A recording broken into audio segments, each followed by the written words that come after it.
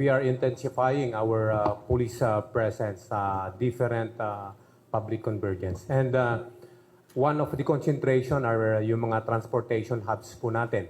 Yung mga LRT stations, lalo na po dito sa Pasay Rotonda, sa Monumento, tapos sa Cubao Station. And at the same time dito sa Pit Expo.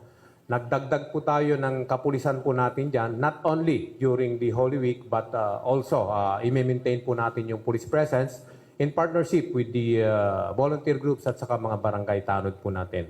Kung dati dalawa yung police natin, ngayon po madadagdagan po yon, it will be times 2 or times 3 kasi may mga kasama na po tayo na barangay tanods at saka volunteer groups. And aside from that, kasama sa deployment po natin ay yung mga lugar kung saan po heavy po yung foot traffic.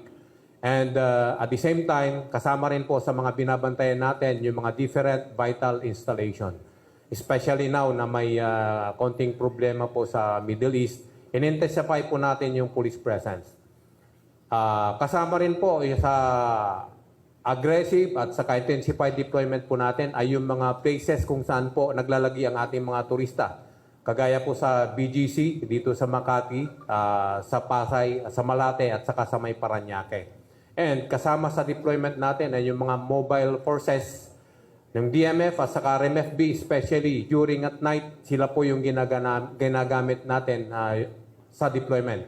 And as a matter of fact, since we deployed those PNP personnel, nagkaroon po ng konting drop po doon sa crime incidents po na mga binabantayan po natin.